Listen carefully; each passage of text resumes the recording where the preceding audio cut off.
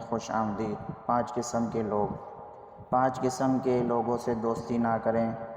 امام جعفر صادق رحمۃ اللہ علیہ فرماتے ہیں کہ میرے والد امام باقر رحمۃ اللہ علیہ نے مجھے 5 نصیحتیں کی کہ بیٹا 5 قسم کے لوگوں سے دوستی نہ کرنا، بلکہ اگر کہیں راستے میں چل رہے ہوں تو ان کے ساتھ مل کر بھی نہیں چلنا، وہ اتنے خطرناک ہوتے ہیں کہ میں نے پوچھا وہ کون ہے تو انہوں نے فرمایا نمبر 1 جھوٹے سے دوستی نہ کرنا۔ میں نے پوچھا کیوں؟